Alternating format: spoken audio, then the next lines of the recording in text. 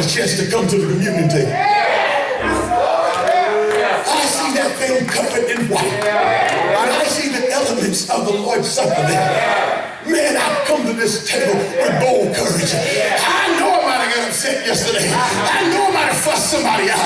But the Bible says, and the discipline backs it up, if any man has sinned, he has an advocate with the Father. I came to tell you, when you come to this table, your sins are washed away. When you come to this table, you're brought into full fellowship. Not only with God, but with your sisters and your brothers. Hallelujah. He told me to tell you, he's looking for you. He needs you to come into yourself.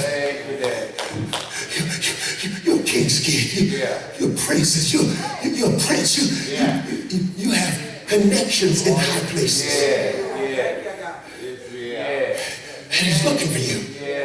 Because he needs to remind you of how precious you are. Don't you remember where he found you? You didn't have all that going on when he found you.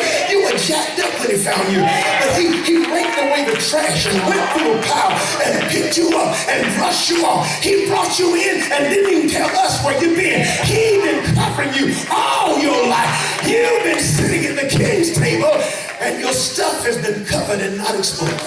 Right? And I'm not talking to people tonight who are not crippled. Because in one way or another, we're just as crippled as the Mephibosheth. Right. But when we get to his table, he has a way of covering us. And I tell you, he's going to cover you. You're coming into your season. You're coming into your time. You're coming into a time that people are going to wonder how you got over. They're going to wonder, how was God able to do that through him? People think now, they think I used to be, they think I'm a smart fella. Let me tell you how dumb I was. When I was in school, I got a beating 5 days in a row for filling the girl's leg. You'd have at least sense enough to hold up a high. But I didn't think much of school. School was not hard for me. So even though I never got a perfect attendance, I could still make honor roll. It wasn't hard. It wasn't hard for me. And it was a bad thing for me. It was a little harder for me. Maybe we got a lot of saints over here. But there's some of them looking down. You don't have to tell me. I done seen that look before. All I'm saying is that, but there was something in me that I didn't know about. There was running, there was doing all that stuff, drinking bad liquor, doing all those things. But my granddaddy had been a pastor in this church 55 years.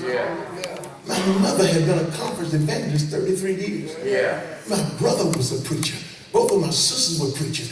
There was something in me that I didn't know. When I started getting closer to God, I started singing. And then when I met Willie Neal Johnson, and we had a great group, he started taking us around with me. But some guys, you know, I'm just saying. I'm just telling you that sometimes, you know, things are not what they seem. And so I was out there, we were doing that. But when God called me into ministry, he started reminding me who it was. He'd given me a dream years before. I was riding with my brother, and I looked down the road, and I said, wow, there's a tree in the middle of the road. And my brother said, that tree is not in the middle of the road. That tree is on a sharp curve. It's sitting out in the middle of a lake. He said, you'll see it in a minute. I said, any fish in there? He said, man, that thing is teeming with fish. I said, is it posted? No, you can fish over there. I said, why ain't nobody fishing over there? He said, well, that tree drops limbs in the water. And when people catch a fish, the fish tangle them around the limbs. And they never can get into the shore. And I said, I got to try that. So I got my mama, I got my sisters, I got my brother, went over there, and I'm starting fishing. And you know, every time they catch a fish, he's right, they get tangled up. I knew how to let the slack go, and work it around, and I kept landing fish after fish. And God says, I'm calling you in the kingdom because you're going to be really safe. There was something in me that only the king could tell me. And I'm telling you, he's looking for you. Because he has to tell you who you are. He has to remind you of the greatness that he's put in you. The seed of greatness has been planted on the inside of you. Listen, you got to come out of Loaded Bar. Send them a postcard. Send them a care package. But you got to come out. You need to hear a different message. You need to hear different. Listen, you got to come out. Tell your neighbor, I got to come out. I just got to go. I got to come out. I got to come out of Loaded Bar. I'm sick and tired of my church not going. I'm sick and tired of nobody getting saved. I'm sick and tired of putting on their report 0, 0, 0, and 5 died. I'm through with that. I'm coming out of Loaded Bar because God has called me to something greater.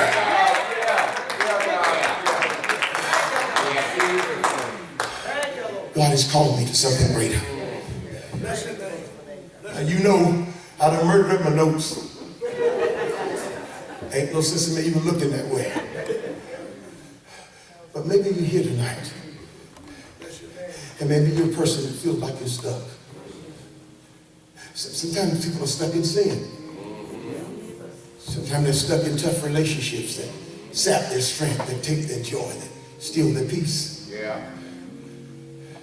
I mean, you get out to tell who your heart go after. That's right. Sometimes you just get bogged down in something. And I know it's asking you a big thing to be honest enough to say, God, I need to hear that message. And God, I need to come out of some things. If I'm that special to you, I want to give myself to you at a different level. Because I want to experience. I want to experience life in the castle one time. I want to eat my meals at the king's table one time. You ever walk by the bishop's table? You out there eating spaghetti? Okay, I'm sorry. But how many know there is a higher level? No, I don't mean just a higher level. There's a higher level that you could go to in your ministry and in your life. There's something that you can walk into. There's something that you can experience. Maybe tonight, you'll let God pull you out. You'll let God lift you up. You'll let God remind you of who you really are. Let him remind you of what you really come through. Because if you can make it out of that, you can make it anywhere. Well, you stand on your feet all across this room. Praise God. You know, I started to preach my best message tonight. I gave him the scripture, but then I changed it. I said, no, I'm going to save it to the last night. I did. That's what I said. I gave him another scripture. He didn't like it because it had hard words. I gave it to him.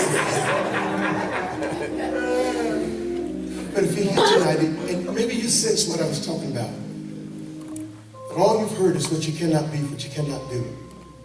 All you've heard is about the limitations of your life. All you've heard about is what people say. And the king has sent me to talk to you.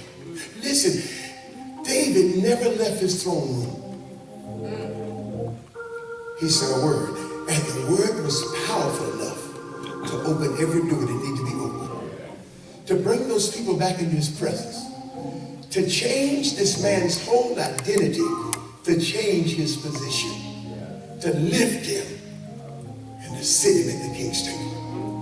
And David did it all with his word.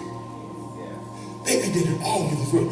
It's not by chance that you had me to come and share this word with you tonight. I'm not speaking for myself. God sent me to tell you he's looking for you because there's more to you than meets the eye. And if you're here tonight, I really want to pray with you. I really want us to believe together that this is going to be our year. That this is going to be our year.